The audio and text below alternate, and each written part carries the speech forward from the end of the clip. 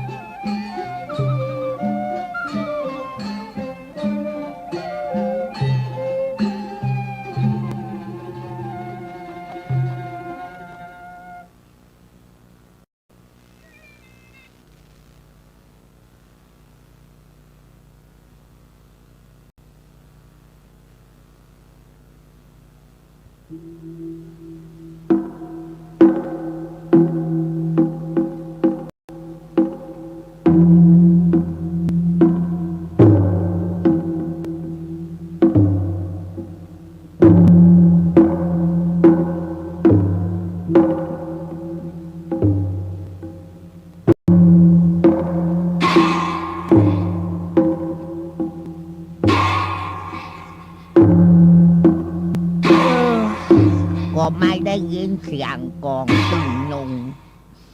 ก็มาคิดถึงอดีตเมื่อผ่านมาเป็นเวลา40-50 ปีสมัยก่อนนี่เป็นจ้างฟ้อนเล็บชื่อดังเนาะบัดเดี๋ยวนี้ก็บ่มีแล้วมีแต่เพียงว่าญาบุญก็ได้ไปสอนจ้างฟ้อนหลายตีหลายตางเพื่อให้ได้รับสิ่งต่างๆเพื่อเกิดความถูกต้องขึ้นมาโอ้เสียงแหน่เสียงบรรลุปดเสียงก้องมงเสียงก้องอุ้ยเสียงตบสวามันยังอยู่ประทับอยู่ในหัวใจของญาบุญคนนี้อยู่ตลอดเวลาเกิดไปแล้วใครให้ย้อนอดีตใครเป็นจังฟ้อนอย่างสมัยก่อนทำแล้วเนอะ40,000โอ้โหแม่บุญอันอย่างน่ะเป็นน้ำตาญวาอองอย่างไรนะให้อย่างไรลูกเต้าเข้าปั้นบ่พอบ่กอยกับว่าใดลูกเต้าเข้าปั้นก็พอกอยเนาะได้ยินเสียงกองตึงนงตึงถงนี่ปะโทตโมสังโฆ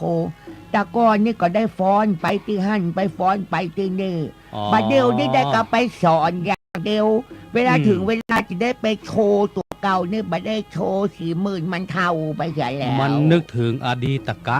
ไม่ละอดีตกะข้างการก่อน ได้ยินเสียงเปิ้นแห่กองตึงมงตกตึงมงตกมงตกตึงตกถงฟังแล้วหัวใจพะวงคือท้อ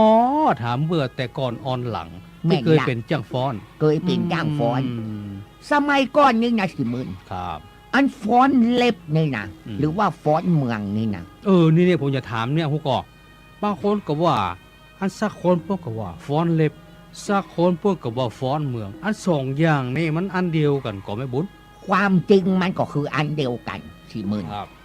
แรกเริ่มเดิมทีเก้าเงามันนั้นแต่เปิ้นห้องว่าฟ้อนขวดตาลฟ้อนขวดตาลหมายความถึงการฟ้อนขวดตาลนี่แรงมาก็ปากันแต่งตัวแบบพื้นเมืองเน็บดอกเอื้องพึ่งขอถามเรื่องเลิกไปหน่อยหนึ่งเพื่อความเข้าใจของเยาวชนรุ่นที่จะฟังเทปชุดนี้40 ปี50 ปีขวดตาลนี้สนใจในโอกาสใดเหมาะสมกับกาละใดขวดตาลนี่ก็หมายความถึงเปิ้นแห่ไปในงานขวดตาลในงานฉลองหรือว่างานปอยหลวงถ้ามีปอยหลวงแล้วก็มีการแห่ขวดตาลเมื่อมีขวดตาลจะต้องมีขบวนฟ้อนไปแล้วตอนนั้นเพิ่นฮ้องว่าฟ้อนขวดตาลฮ้องว่าฟ้อนขวดตาลหนุ่มสาวแต่ละตีก็ตั้งมากันหล่นนุ่มหนุ่มมาส่งจะได้หนุ่มมาส่งก่อนมาก่อนสาวก็มาฟ้อนขวดตาลเข้าไปกันแต่ละคนนี่ก็ฟ้อนกันไปเลยท่านั้นคนนี้ก็ฟ้อนท่านี้คนนี้ก็ฟ้อนกันบะหมี่แบบอย่างแรกเริ่มเดิมทีนี่ฮ้องกันว่าฟ้อนขวดตาลกำนี้ต่อมาในคุ้มเจ้าดารารัศมีครับผมคุ้มเจ้าแม่บัวติบนี่นะเนาะเปิ้นก็มีศิลปะการฟ้อนการรำกันหลายอย่างที่เกิดขึ้นในสมัยนั้นมาคำว่าเปิ้นไปหันจังฟ้อนตามงานบ้านต่างๆเปิ้นหันแล้วก็คิดแต่ว่าถ้าบ่เก็บหมู่นี้เข้ามาไว้ในคุ้มมันจะสูญหายไปก็เลยเอาเจ้าฟ้อนหมู่นี้เข้ามาอยู่ในคุ้มคือหมายความว่าเอานางสนมที่อยู่ในคุ้มสมัยนั้นที่ได้ศึกษาก็เรื่องวิชาการฟ้อนการรำนางสนมตอนนั้นก็มีหลายคนครับเข้าใจก่อนซึ่งครูผู้ฝึกสอนก็คือครูหลงยุคนั้นจะเป็นยุคสักกี่ปีผ่านมาละประมาณสัก50-60 ปีที่ผ่านมาเนี่ยครูหลงครูพันแล้วก็ครูเพื่อนอันนี้เป็นยูนในคุ้มเก่าเนาะแล้วก็มีม่อมแสซึ่งเป็นม่อมของเจ้าแก้วนวรัตน์นี่มาช่วยการสอนเข้าใจก่อนแล้วมีครูละมูลคือแม่มูลนี่เนาะเปิ้นมาจากกรุงเทพเป็นเจ้ากรุงเทพสมัยก่อนศิลปากรยังบ่มีเตื้อแต่เปิ้นอยู่ในวงการนี้เป็นครูนาฏศิลป์คือแม่ครูละมูลหรือว่าแม่มูลเนี่ยเปิ้นก็เอามาสอนละครไปก็เปิ้นก็ได้ได้กับครูบุญตูหลงครูพันครูเพื่อนกับหม่อมแหเนี่ยเนาะเปิ้นก็ได้เอาฟ้อนขวดตาลเนี่ยมาจัดการฟ้อนให้มันเป็นหมวดเป็นหมู่เกิดขึ้นมาเป็นท่านั้นท่านี้ขึ้นมาในคุ้มของเจ้าบวชติบครับแม่บุญ เพื่อภาพมันชัดเจนขึ้นมาถามหน่อยคุ้มตอนนั้นมันแม่บุญจำแล้วก็มันอยู่ใดแต่ใดพ่อในจังหวัดเชียงใหม่คุ้มก็มีที่ห้างขายทองโอจีนเฮงให้ที่การหลวงนะครับการหลวงแล้วก็ที่อันตังเทศบาลนครเชียงใหม่เนาะแล้วมีคุ้มของเจ้าบุรีอยู่ตรงยาสูบประเดี๋ยวนี้ตรงโตขอบแล้วคุ้มของเจ้าบาก็อยู่ที่อันสี่แยกกลางเวียงที่กำแพงแดงๆที่เปลี่ยนมาเป็นโรงเรียนประสาทศิลป์พิทยานั่นเนาะลายคุ้มตอนหนังหลังเนาะนั่นก็เป็นสมัยของสมบูรณาญาสิทธิราชยังไม่ได้เป็นประชาธิปไตยเตื้อแม่ละแล้วก็มีวังของเจ้าราชบุตรแถมมีการฟ้อนการลำกันสมัยก่อนเมื่อฟ้อนขวดตาลนี้เนาะได้ถูกจัดระเบียบจัดหมู่จัดอย่างขึ้นมาพัฒนาขึ้นมาโดยการเอาท่าลำขึ้นมาก็ฮ้องกันว่าฟ้อนเมือง กำนี้กำว่าฟ้อนเล็บนี่หมายความถึงว่าคนต่างภาคกลาง ครับ หันใส่จ้างฟ้อนบ้านเฮานี่เอาเล็บมาใส่ก็เลยห้องฟ้อนเล็บ ฟ้อนเล็บ ดังนั้นคำว่าฟ้อนเมืองคำว่าฟ้อนเล็บนี่คืออันเดียวกัน อันเดียวกัน เอาเล็บมาใส่ถือเป็นฟ้อนเล็บ อันนี้เป็นของคนต่างภาคกลางห้อง อืม ถ้าบ้านเฮานี่ฟ้อนมือบดายก็ห้องว่าฟ้อนเมือง ฟ้อนมือ ถ้าเอาเตียนมากำก็ห้องว่าฟ้อนเตียน ฟ้อนเตียน นี่ แล้วฟ้อนตึงนงไงหรอ ก็คือฟ้อนเมืองนั่นน่ะ คือฟ้อนเมืองนั้นเอากองตึงนงมาตีเป็นดนตรีสำหรับประกอบนี่ก่อนเลยห้องฟ้อนตึงนงหรือว่าฟ้อนเมือง อืม กำนี้สมัยก่อนนั้นโอ้ยเนาะจ้างตีโด่งตีดังก็มีหลายคนเนาะ โอ้นี่ใครฮู้แต่เนื้อไผ่พ่องที่ฟ้อนงามที่สุดแล้วก็เป็นดาราสำหรับสมัยนั้นนะไอ้บุ๊ก มีอันครูสมพันธ์ โอ้เป็นครูก่อน เป็นบาเดียวเป็นครูละ อืม สมพันธ์โชตานาบาเดียวเป็นอาจารย์อยู่ที่นาฏศิลป์เป็นที่ปรึกษาเกี่ยวกับเรื่องศิลปะพื้นเมือง อายุอะไรจะเท่าละก้า 70 ป่ายละ โอ้เจ็ดสิ ยั บ ง ป มี ลาย อยู่ โอ้ เนาะแล้วก็มีสมพรสมพันธ์สำลวยพลอยศรีอันทันตอนนี้ก็เสี่ยงชีวิตไปแล้ว ครับ แล้วก็มีนวลชวีเสนาคำยังอยู่ ครูนวลสวี คุณนวลชวีครูคิมทอง อันนี้ก็เสี่ยงชีวิตไปแล้ว ครับ สุดใหญ่ครูสมหมายหรือว่าครูเล็กป่าแพ่งนี่ก็เสี่ยงชีวิตไปแล้ว แล้วแม่เล็ก แม่เล็ก ตอนนี้ก็ยังเหลืออาจารย์ยุคพาดีนามสกุลเก่าเปิ้นวาลิตบัดเดี๋ยวนี้เปลี่ยนเป็นสุกเกษม แล้วรุ่นหลังก่อนที่คุ้มจะเปลี่ยนการปกครอง จากสมบูรณาญาสิทธิราชเป็นประชาธิปไตยตอนคุ้มจะครั้งสุดท้ายนี่ จ้างฟ้อนคุ้มรุ่นสุดท้ายก็มีอาจารย์เฉลิมศรีครูหลอด อาจารย์เฉลิมศรีนี่ไม่ได้ในยูมีอยู่ก่อน ยังมีอยู่ แล้วอีปี้วิไล อีปี้บุญจู อีปี้คำหอม อีปี้สำลีอีปี้ขจรกลิ่น อันนี้หมายความถึงว่า คนดังในสมัยนั้น ที่ได้ฟ้อนอยู่ในคุ้มของเจ้าบัวติบแล้วเป็นผู้ที่ได้เริ่มก่อตั้งการฟ้อนเมืองและการฟ้อนเล็บนับแต่นั้นมา ก็แสดงว่ากลุ่มนี้ถ้ามีแขกบ้านเมืองเข้ามาเนี่ยพวกฟ้อนคือเปียกไปกันเนาะ แม่งละแล้วจากนั้นก็ยังมีจ้างฟ้อนประจายตัว อืม จ้างฟ้อนประจายสมัยก่อนก็นุ่งผ้าต้อย ครับ หรือผ้าโจงกระเบนฮับเสด็จ อ่า เจ้านนท์นี่ก็ฟ้อนน อืม นี่ ผมยังหันหูปว่าเมื่อสมัยประธานาธิบดีซูการโน ำแม่งละ เพิ่นมาเยือนเชียงใหม่เสด็จมาเยือนเป็นราชอาคันตุกะของพระบาทสมเด็จพระเจ้าอยู่หัว มีเจ้าฟ้อนปดจายตัวเอง แม่งละเจ้าต่างๆในคุ้มก็จะปากันออกฟ้อนกัน บ่เจ้าคนธรรมดาสา ปัจ มั จั ญ ย นะ คนธรรมดาสาม เจ้าปดจายฟ้อน เจ้าป้อจ่าย ฟ้อนเมืองนี่นะ ฟ้อน แม่บุญ เมืองตุย โอ้ว่ามันนี่แข่งกระด้างกึกดึก เอาบาแข่งลูก อ๋อมืออ่อนตีนอ่อน มื นะเนาะ อ่อนตีนอ่อน เพราะว่าได้รับการฝึกหัดมาจากแม่ครูต่างๆ ในคุ้มเจ้า ครับอันนี้ก็มาอู้มาคือพี่น้องฟังกันเล่าคือสีมื่นฟังกัน เกี่ยวกับเรื่องว่าฟ้อนเมืองเก้าเงามันมาอย่างไรเก้าเงามันมาจากการฟ้อนขวดตาลมันก็มีสมัยก่อนนี้เนาะเปิ้นก็มาได้กำหนดจื่อคือมันเป็นมาตรฐาน แล้วมาตอนหลังนี่วิทยาลัยนาฏศิลป์เปิ้นก็ได้นำท่าหมูนี้มาปรับปรุงคือเป็นแม่แบบในการศึกษา มันจะได้ง่ายขึ้น มันจะได้ง่ายขึ้น แล้วก็ตั้งชื่อท่าลำ ตั้งชื่อท่าลำใหม่ อย่างกังหันร่อนนี่ก็ตั้งเป็นเชื่อมหนึ่งเนาะ กังหันร่อน ยุงรำแพนมาเปลี่ยนเป็นเชื่อมสอง ดู จันทรงกรดมาเปลี่ยนเชื่อมสามมีท่าลำชื่อตะเวนเวหาหรือว่าสอดกลางอัมพร ดูแล้วก็สอดสูงทรงจีบหลัง ดู มีเทพพนมหมายความถึงไหวบิดบัวบาน มีพรหมสีหน้า อันบิดบัวบานนี่ท่าเก่า ท่าเก่าท่าโบราณ ท่าโบราณ สอดสร้อยมาลาสอดสร้อยมาลานี่ชื่อเก่าว่าตักบ่วง ตักบ่วง ตักบ่วง มันตักขึ้นนี่กันนะ ตักบ่วง นี่หมายความถึงว่ามีตึงเรื่องเก่า แล้วก็เรื่องที่ในสมัยที่มันมาทำแบบแผนเป็นการศึกษาย่าบุญคนนี้ก็ได้ไปถามเปิ้ลคือหมายความว่าเฮาต้องการจะมีความรู้เฮาก็ต้องไปถามจากป้าต่างๆ ที่เปิ้ลมีอายุนักกว่าเฮาเพื่อที่จะได้รวบรวมมาบอกคือลูกหลานยุคต่อไปได้ฟังกัน ก็เหมือนเข้ากับตำหาที่ว่าใครหู้คือถามใคร ข่งามฮื้อแต่งแต่เนาะเขาใครฮู้ก็ไปถามเปิ้นแต่คนนั่งฟักดังนะนั่งดักฟังเจื้อคือก็ได้กะก้นด้าน ได้กาโกนด้าน ครับ คือเขาเป็นคนเท่าและนาสี่หมื่น ครับ เขาจะต้องจะไปคือเปิ้นได้ว่า แกพ่อกินข้าวท่าพ่อเกิดหมื่น อืม แม่นก็ แม่นละ เขาต้องหูยังเปิ้นมาถามว่า โอ้ที่การประตูแจ้งมาอยู่บัดเดียวนี่ธาตุที่มันมีอยู่หั่นน่ะ มันเป็นวัดอันหยังบางคนบอกหูเท่านะแกล่ะ ครับ อีป้อก็หันเมื่อเป็นละอ่อนน้อยก็หันมันมีหั่นน่ะ เออ แทนที่จะบอกว่า โอ้ธาตุเก่าที่มันอยู่ที่ประตูเจียงใหม่หั่น อืม เนาะ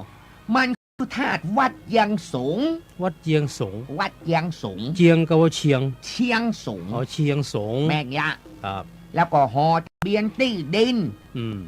หรือว่าสำนักงานที่ดินประเดี๋ยวเป็นเรากาชาติ อันนั้นวัดจกแก้ว อืมวัดจบ ในโร แก้ ง ว เรียนยุพาราชท่านวัดหมื่นคลองกับวัด อืม นางเหลว อันนี้เป็นสมัยของงั้นพ่อขุนเมงลายก่อน ก้อนป้อขุนเมงลาย โอ้ ห่างมาก่อนสมัยป้อขุนเมงลายสมัยตั้งเมื่อ เมืองเจียงใหม่ตกเป็นเมืองขึ้นของพระแม่200 กว่าปี ครับ มีมาเจ็ดหมื่นละ แล้วที่ฮั่นเหรอครับวัดที่ใต้สารกลางเก่าเหรอ ใต้สารกลางเก่า อันที่พระเจ้าตุ้มผ้า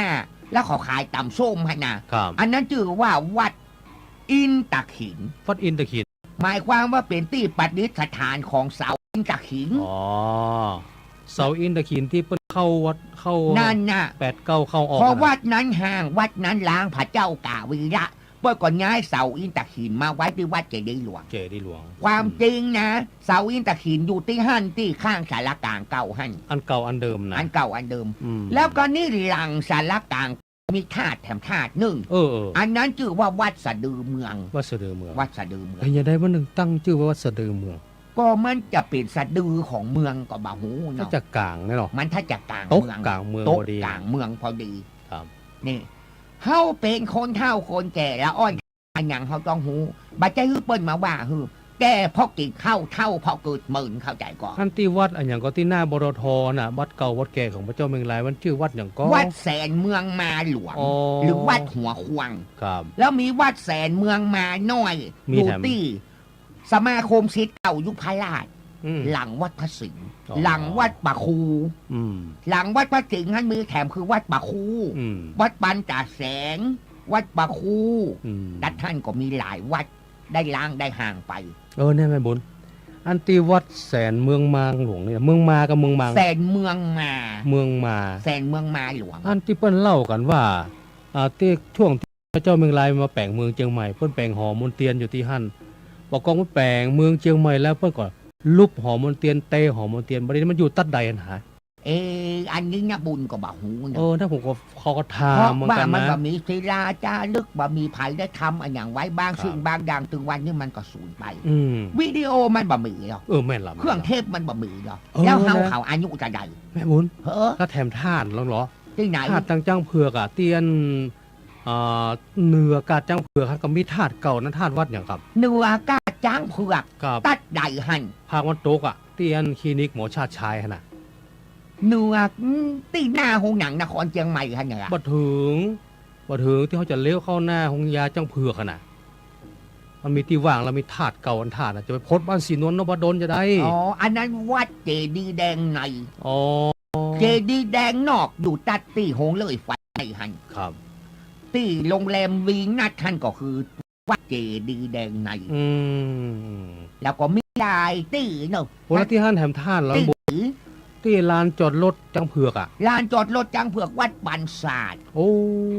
วัดปั แล้ว น ใน ศา ส สตร์ นามกีฬาเทศบาลนครเชียงใหม่ที่โฮงยิมท่านวัดปันซิ่ง อ๋อประเด็นนี้มันตั้งหงยิมละ แล้วก็ในสนามกีฬาที่โกเผือกตังไตนั้นวัดสลีบุญเฮือง อันนั้นอีแม่หันอยู่ ครับผมก็หัน อีแม่หันนั้นมันยังเป็นธาตุเก่าอยู่ วัด ครั ส บ ลีบุญเฮืองกับวัดปันซิ่งอยู่ในสนามกีฬา ผมหันไปตู้หลวงพุ่นนะ ดังนั้นก็บอกคือพี่คือน้องที่ฟังกันอยู่ว่า ครับ สนามกีฬาเทศบาลนครเชียงใหม่บัดเดียวนี้นั่นนะ อืม เป็นตี้อันหยังเป็นตี้วัดเก่า เป็นตี้ คือวัด วัดเก่า สลีบุญเฮืองกับวัดปันสิ้น ครับ แล้วหลังจากที่วัดท่านล้างวัดท่านห่างเรียบร้อยแล้วกองก็ป้ากันขนมาไว้วัดเชียงยืน อืม แล้วมีบะหมี่คนหูคุณค่า ที่เรื่องกองกองของวัดสดีบนเทือง อ่า กูตีมึงตีแตกแตนแบนแบ่เสียได้แต่ตองแขแต่เนอะ อืมเนี่ยอู้ถึงวัดยังยืนนะแม่บุญตีมัน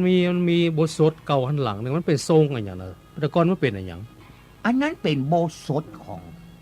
วัดยังอยู่นั่นน่ะ อืม แต่รู้สึกว่าจะเป็นศิลปะของต่างพม่า ต่างพม่า ต่าง เนาะ พม่า เออ หลักฐานอันอย่างต่างๆเขาก็ยืนยันมาได้ อืม เพราะว่าหันกาจะอันต้องไปค้นเอาหลักฐาน ถ้าจะเอาเรื่องแต่เนี่ยก็ต้องมาค้นกัน อ่า ว่ากัน แม่น จะ แม่ ฟั น ง แม่นอันถาดเก่าถาดแก่เปเลอะเปิดเตือนในเชียงใหม่ แม่นละ แสดงว่าสมัยแต่ก่อนเนี่ยโอ้คนใจบุญซูนตานกันนะแปลงวัดติดวัดที่วัดหม้อคำปวงหม้อคำตวงปวงขมาสลีปัญญาปะเป้าดาภัยติดกันเป็นพลึก ติดกัน ครับ ยังวัดดับไผ่ในชื่อเก่าเปิ้นว่าเนี่ยฮูก็ วัดอย่างแม่บุญ วัดตุงกระด้าง มันเป็นในตุงกระด้างยังไง ก็บ่เข้าใจนะ บอกเข้า เปิ้น ใจ ว่าวัดตุงกระด้าง เออ วัดปันตองนี่ชื่อเก่าว่าวัดพักงาน อืม วัดจ้างกองนี่ชื่อเก่าว่าวัดศรีบุญโต อืม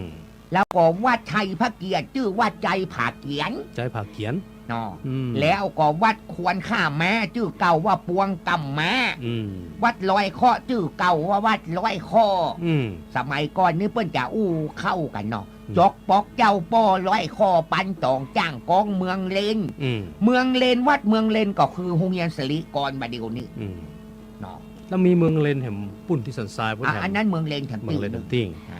เอาที่โรงแรมอัน อืม ดวงตะวันนี่นะ อืม ก็เป็นวัดเก่าแล้วก่อนที่จะมา อ๋อ โรงเรียนอนุสารจะไปตั้งนี่ชื่อว่าวัดน้อย วัดน้อย วัดน้อย ม แล้วก็ที่โลกปอดบาเดียวนี้เนาะที่โลกปอดบาเดียวนี้ท่านก็เป็นวัดเก่าที่หงหมู่แต่ท่านชื่อวันว่า วัดเมืองเถิน อืม คนเมือง คำว่า เถินมาสร้าง คำว่าโรคปอดนี่บางคนอาจจะบ่เข้าใจแบบหงยาโรคปอด นั้นนะ จะสดไปตั้งกับแปลงดินข้อไหน กับแปลงดินข้อใน ครับผม นะครับ อันนี้ แม่บุญ ว่าใหญ่ อ่านวัดปันตากเกินเนี่ยเพิ่นจะได้เพิ่นห้องถึงห้องเป็นว่าวัดปันตากเกินว่ะ วัดปันตาเกิดนี่ประวัติมันก็มี อืม เงาประวัติมันเงา อืม คือหมายความถึงว่าปันตาเกิดนี้หมายความถึงว่า เลิกลงไปปันซี่เกิน โห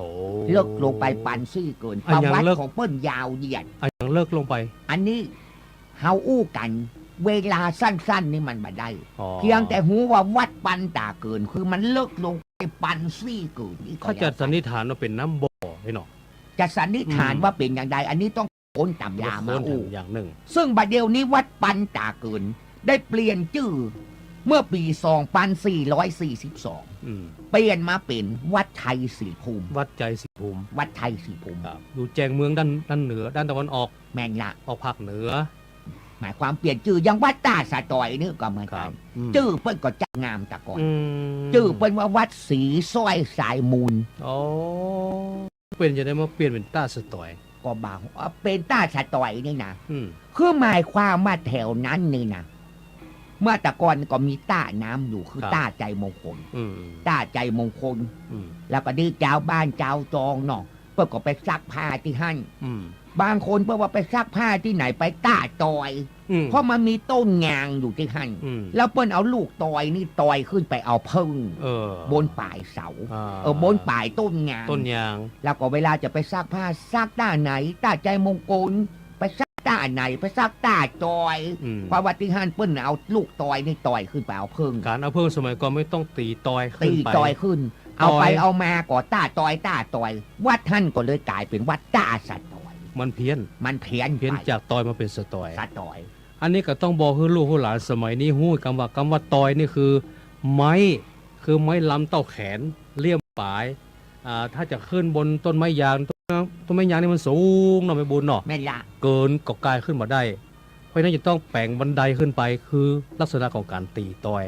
เอาไม้จดริมเข้าไปตามเก้าไม้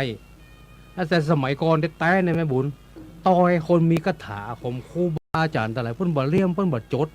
อย่างงี้เพิ่นเล่าให้ฟังนะ อ๋อแล้วเปิ้นอย่างใด เปิ้นเอาไม้มาอันหนึ่งเสกคาถาใส่พวกเอาไม้น่ะไปจ้ำที่เกาไม้คาถานั้นมันจะทำให้ไม้นั้นตรึงอยู่ที่หั่นแล้วเพิ่นขึ้นเอาอ่ะเพิ่นบ่ได้ตอกลงไปเพิ่นว่าอีนะ แม่อยากสมัยก่อนนี่กระท่องกระถานี่มันก็มีความศักดิ์สิทธิ์ ครับ ศักดิ์ สิทธิ์กูสิ่งกูอย่าง อืม บัดเดี๋ยวนี้ความศักดิ์สิทธิ์ก็บ่ค่อยมี เพราะว่าแต่ละที่ก็เป็นยามงยามมากันไป เอ แล้ว อมันเป็นสมัยไปละ เป็นสมัยไปแล้ว โอ้ยอู้ไปอู้มาอยากกินเมี่ยงส้มๆสักอมลมไม่บุญ สักเรื่องกา ที่ ร ไหนฮะน่ะ มีตังใด เมี่ยงอ๋อเดี๋ยวผมไปเซาะแม่บุญนี่เอาเมี่ยงส้มฝาดซ่อนเก่งเดี๋ยวผมไปเซาะก่อนเนาะ ไปเสาะมาแล้วกัน ครับ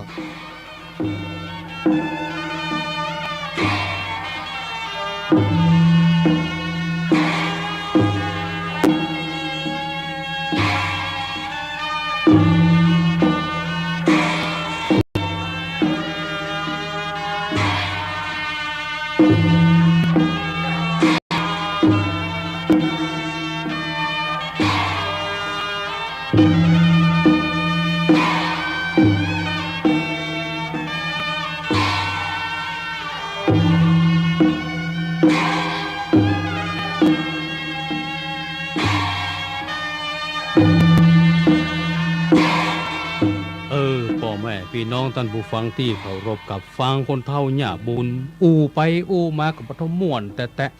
ก็จบม้วนแถมละนี่โอ้กรรมของเก่าๆเกื้อโบราณจะนี่เสาะหาฟังยากเนอะท่านผู้ฟังเพราะว่าในขณะที่อาเทพนี้ก็บอกให้เลยวันที่28เดือนตุลาคมปี2540แต่ถ้าทีนี้ถ้าละอ่อน20 ปี40 ปีที่ฟังเทพมนต์นี้อยู่ก็ฮู้ไว้เหียเนอร์อันนี้เป็นเรื่องที่อู้ปี2540นะครับท่านผู้ฟังที่เคารพครับการอู้การจาในเรื่องนี้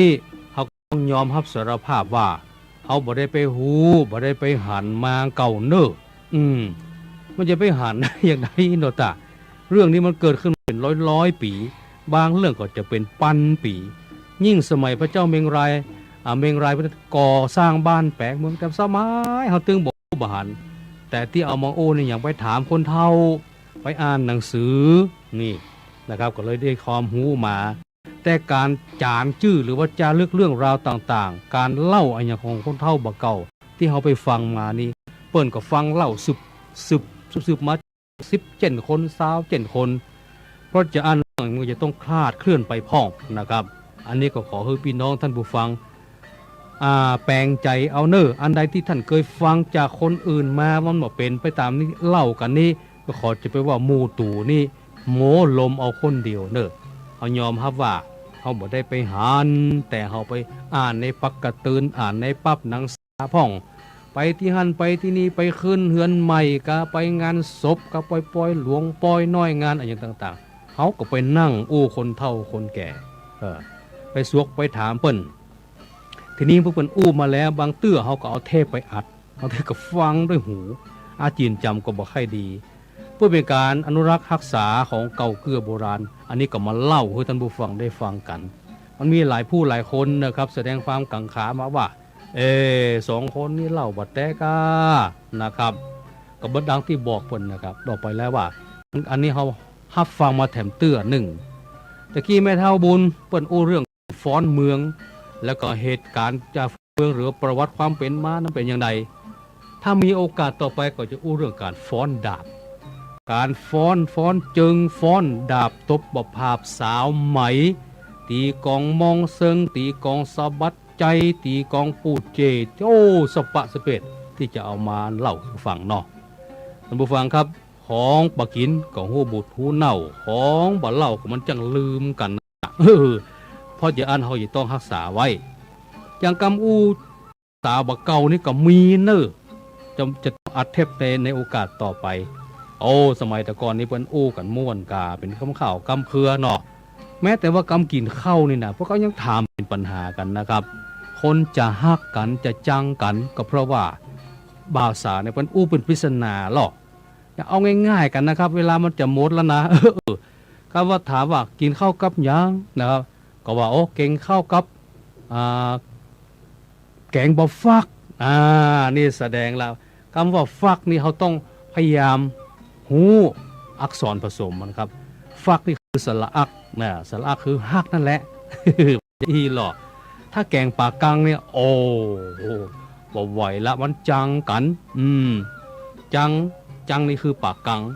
โอ้เปิ้นอู ำอันยังเป็นปริศนาเนอะกินข้าวกับแกงพักปังใส่หนังกระต่ายปดท่อพักปังก็จังเหมือนกันนะข้าวหนังกระต่ายเนี่ยคือตึงจังตึงอิ่มตึงเบื่อตึงหน่ายนะครับแล้วกินแกงตุนใส่หัวกระต่ายเหรอแกงตุนกะคนมาเมื่อลูนแกงตุนนี่คือลูนคนมาเมื่อลูนแต่เพิ่นพลิกไปก่อนแล้วไล่คนมาที่หลังมาปางเมื่อล่าไปลูนมันเนี่ยบอกปีกแสดงถึงความรำคาญนะครับท่านผู้ฟังครับแม้แต่ชื่อนะเพื่อก็ยังอู้เป็นกำปิ้นกำแปะเป็นกำปริศนาว่าน้องชื่อหยังเนี่ยชื่อเคี้ยวบะทอดนี่ท่านผู้ฟังเคี้ยวบะทอดนี่คืออย่างลักษณะของเคี้ยวบะทอดเคี้ยวบะทอดนี่ก็หมายว่าเคี้ยวมันขำเข้าไว้